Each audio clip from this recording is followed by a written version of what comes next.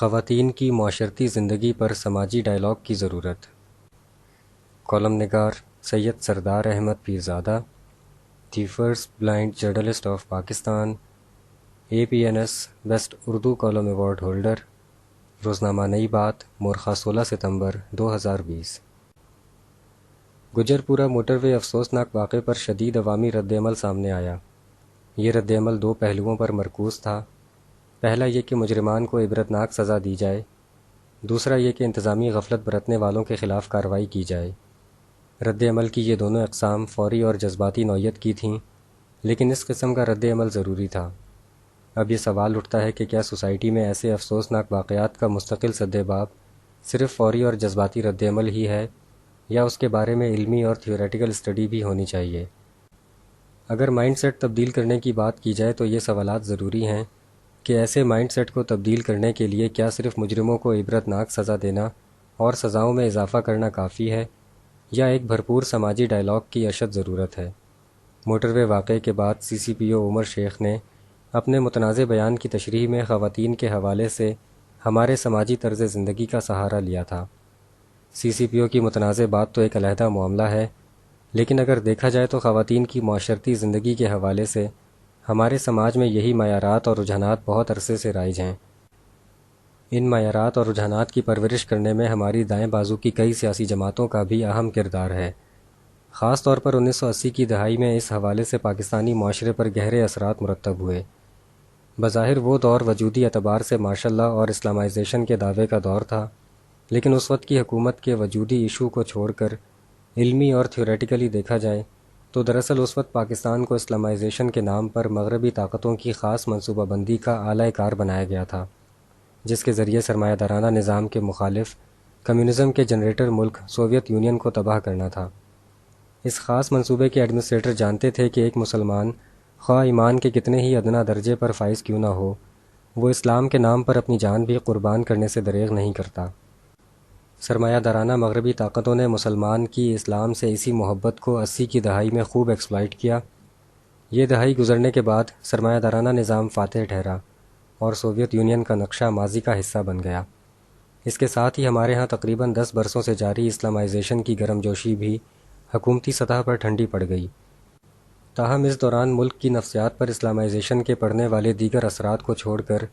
صرف خواتین کی معاشرتی طرز زندگی کی بات کریں تو وہ وہی تھیوری تھی جسے اب رد کیا جا رہا ہے۔ مثلاً آج کی خواتین معاشرے میں اپنے کردار، اپنے لباس، اپنے فیصلوں اور اپنی خود اختیاری کا جو حق حاصل کرنا چاہ رہی ہیں، ان کی اپنے حق کے بارے میں اپنی زبان کھولنا 80 کی دہائی میں کسی طرح بھی قابل قبول نہیں تھا، کیونکہ یہ اس وقت کی خواتین کی معاشرتی طرز زندگی کے چارٹر کے خلاف تھا۔ اس کی مثال اس وقت کی گھریلو زندگیوں اور اقتدار میں شامل دائیں بازو کی سیاسی جماعتوں کے انفرادی اور اجتماعی رویوں میں دیکھی جا سکتی تھی۔ اس فلسفی کی تشہیر کے لیے میڈیا پر خواتین کے لیے باپردہ اور باحیا سخت SOPs موجود تھے۔ خواتین کے بارے میں اس نظریے کی حمایت اس وقت کی تمام اسلامی جماعتیں کر رہی تھیں۔ مثلاً جماعت اسلامی جو اس وقت کے اسلامائزیشن پیریڈ کا اہم کلبرزہ تھی،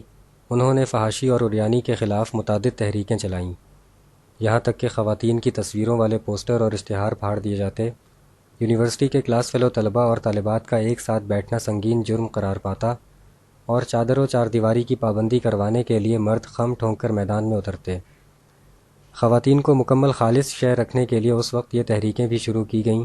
کہ خواتین کو اپنے چہروں اور جسم کے ساتھ ساتھ ہاتھ اور پاؤں بھی دستانوں اور موزوں میں چھپا کر رکھنے چاہیے۔ اس وقت یہ نقطہ زیر بحث نہیں ہے کہ خواتین کی معاشرتی طرز زندگی کے بارے میں 80 کی دہائی کی مذکورہ فلسفی درست تھی یا غلط۔ البتہ زیر بحث نقطہ یہ ہے کہ اس دور کی خواتین کی معاشرتی طرز زندگی کے بارے میں مندرجہ بالا فلسفی کی حمایت کرنے والی دائیں بازو کی وہ سیاسی جماعتیں CCPO عمر شیخ کے متنازع بیان کی اب حمایت کیوں نہیں کرتیں؟ CCPO نے اپنے متنازع بیان میں وہی تھیوری تو دہرائی تھی جو 80 کی دہائی میں خواتین کی معاشرتی طرز زندگی کے بارے میں گولڈن تھیوری تھی۔ موٹر وے واقعے پر جماعت اسلامی، مسلم لیگ نون، مسلم لیگ کاف سمیت دائیں بازو کی اہم سیاسی جماعتوں نے CCPO کے متنازع بیان کو تو موقع کے اعتبار سے نامناسب قرار دیا، لیکن کیا انہوں نے اس متنازع بیان کی فلسفی کی روح کو بھی غلط قرار دیا، یا وہ درمیانی راستہ اختیار کر کے اپنی سیاسی ساکھ کو تنقید سے بچانا چاہتی تھیں؟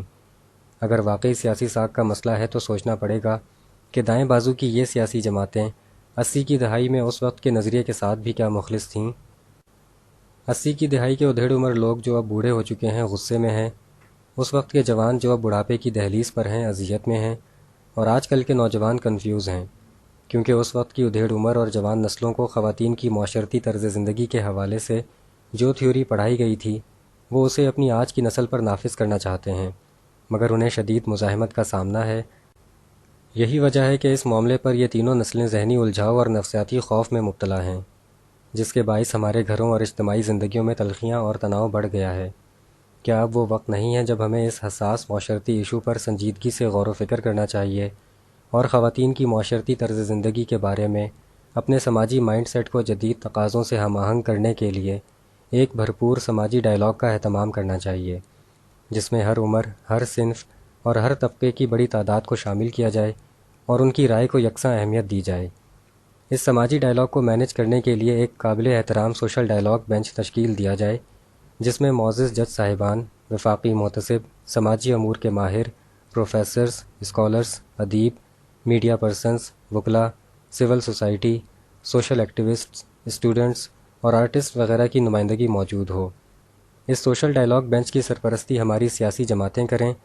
کیونکہ جمہوری معاشرے میں سیاسی جماعتیں ہی رائے عامہ کی محافظ ہوتی ہیں۔ اختتام پر یہ وضاحت کرنا ضروری ہے کہ مندرجہ بالا تحریر کسی بھی عہد، تھیوری، سیاسی جماعت اور نظریے کے خلاف یا حمایت میں نہیں ہے، بلکہ خواتین کی معاشرتی طرز زندگی کے ایشو پر منافقانہ رویہ چھوڑنے اور ذہنی الجھاؤ سے نکلنے کے لیے خالصتاً علمی اور تھیوریٹیکل اسٹڈی کی تجویز ہے۔ شکریہ، دی اینڈ۔